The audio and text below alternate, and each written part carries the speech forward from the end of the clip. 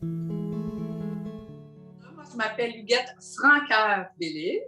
Je suis originaire de Saint-Henri et j'y ai travaillé premièrement à la clinique du peuple de la Petite Bourgogne qu'on appelait à l'époque. Les premières années en cégep, on nous a fait visiter des endroits dont la clinique de Pointe-Saint-Charles et ça m'avait marqué. Ça m'avait allumé une petite lumière intérieure. Je me disais, et un jour, si je pouvais atterrir dans une place comme ça, wow, quel bonheur!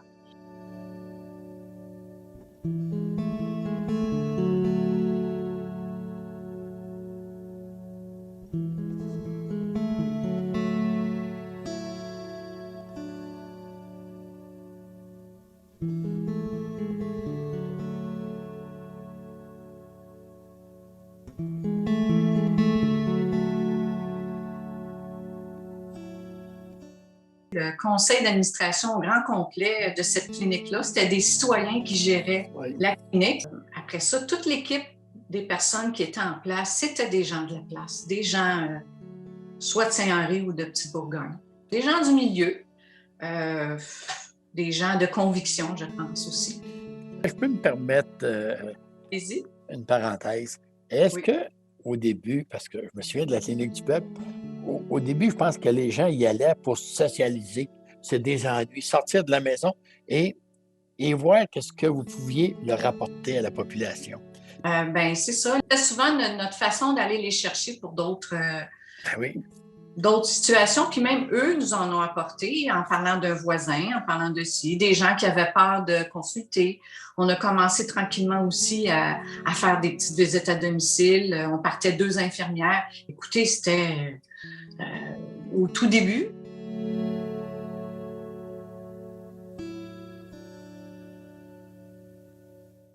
Quand je suis arrivée à la clinique du peuple, déjà, le gouvernement parlait de 2 points où il développerait des CLSC, puis c'était Hochelaga, Maisonneuve, puis Saint-Henri, Petite-Bourgogne. Mais en même temps, à chaque année, le gouvernement parlait de fermer ça, ces cliniques-là.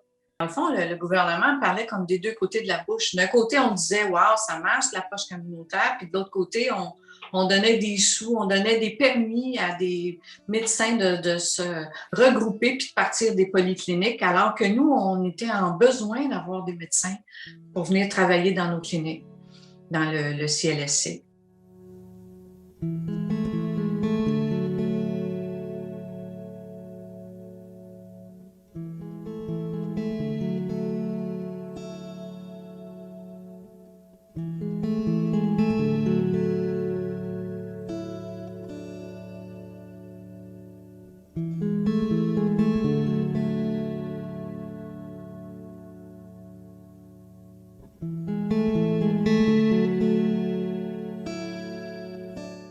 Comment avez-vous vécu l'émergence des CLSC versus les CLSC que nous avons aujourd'hui? On a été fusionné avec la création des CA3S, des CSS. Les CSS, ça l'a comme dépersonnalisé. Chaque CLSC perdait de son... L'autonomie. De sa locale. Le réseau de la santé a tellement bougé. Je vous dirais qu'au début des soins à domicile, moi, je me rappelle que la priorité, c'était toujours envoyer les mêmes personnes. Il n'était pas question qu'il y ait 4-5 personnes différentes qui aillent donner un bain à un bénéficiaire. Jamais, jamais. Mais ça fait des lunes que c'est plus comme ça, là. Ça déshumanise les soins, je trouve.